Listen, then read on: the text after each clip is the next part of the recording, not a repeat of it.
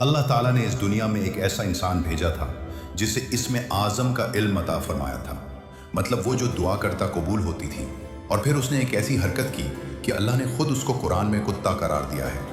یہ اس وقت کی بات ہے جب حضرت موسیٰ علیہ السلام کے زمانے میں بنی اسرائیل میں ایک بہت بڑا عالم اور عابد تھا جس کا نام بلعم باورا تھا۔ وہ دن رات عبادت کرتا اور لوگوں کو دین سکھاتا تھا۔ جب حضرت موسیٰ علیہ السلام اپنی قوم کے ساتھ مصر سے نکل کر فلسطین کی طرف آئے تو راستے میں ایک علاقے بلقا سے گزرے۔ وہاں ایک ظالم بادشاہ بلق حکومت کرتا تھا۔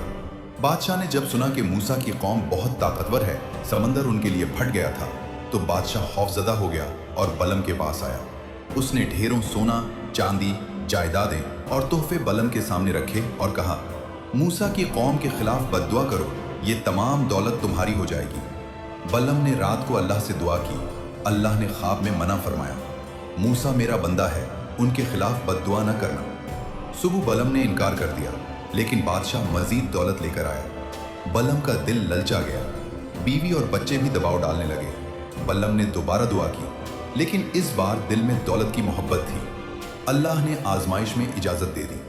اگلے دن بلعم اپنی گدھی پر سوار ہو کر ایک پہاڑ کی چوٹی پر گیا جہاں سے بنی اسرائیل کا پورا کیمپ نظر آتا تھا۔ جب بلعم نے اسم اعظم پڑھ کر بد دعا شروع کی تو انتہائی عجیب بات ہوئی۔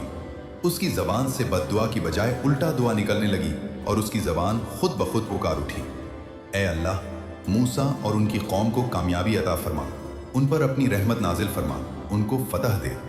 اس نے دوبارہ کوشش کی، پھر تیسری بار، مگر ہر بار اس کی زبان سے موسیٰ علیہ السلام کے حق میں دعائیں نکلتی رہیں۔ اللہ نے اس کی زبان کو پلٹ دیا تھا اور پھر بلعم نے شیطانی تدبیر سوچی۔ اس نے بادشاہ سے کہا، خوبصورت عورتوں کو بنی اسرائیل کے پاس بھیجو، جب وہ گناہوں میں مبتلا ہوں گے تو ان پر اللہ کا عذاب آئے گا۔ اور یہ منصوبہ کامیاب ہوا۔ کچھ لوگ فتنے میں پھنس گئے، طاعون کی بیماری پھیل گئی اور 24,000 لوگ ہلاک ہو گئے۔